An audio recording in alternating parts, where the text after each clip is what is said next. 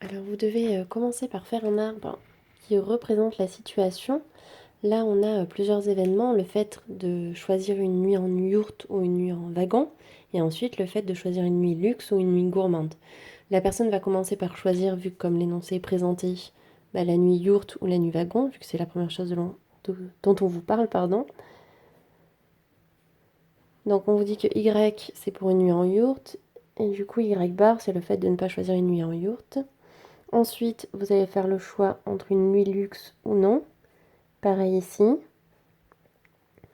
On dit que 80% des clients ont commandé une nuit en yourte. Donc ici, vous avez 0,80. Donc là, le complément pour aller à 1, c'est 0,20.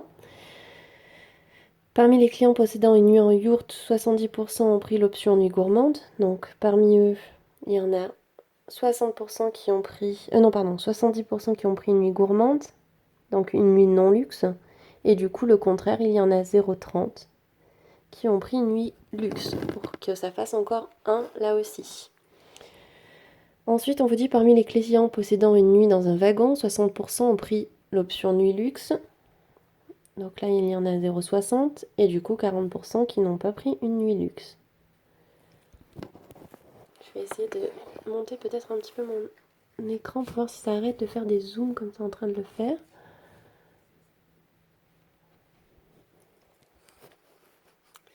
Ensuite, question 2.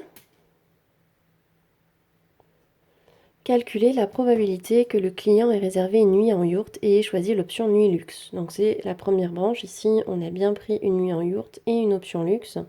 Donc ce qu'on vous demande de calculer, c'est P de Y inter L. Et pour calculer ça, il faut calculer P de Y fois P de L, sachant Y. Parce que quand on est là, Y s'est réalisé.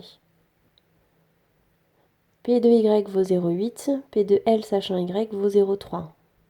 Ce qui fait donc 0,24. On pourrait faire une phrase pour conclure vu qu'il y a un énoncé ici.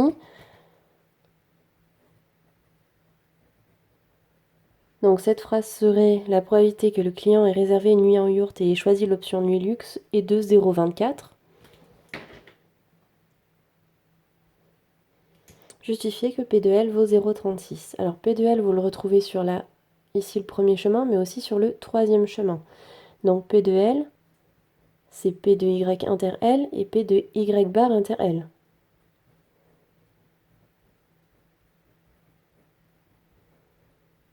P de Y inter L, on l'a déjà calculé, on ne va pas recommencer, c'est 0,24. P de Y inter L, ce chemin, c'est Y bar qui s'est réalisé, et l'événement L sachant Y bar s'est également réalisé.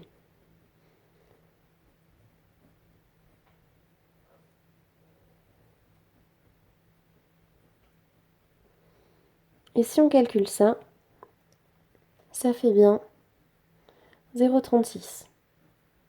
Là, pas d'énoncé, donc je peux m'arrêter là, c'est bon.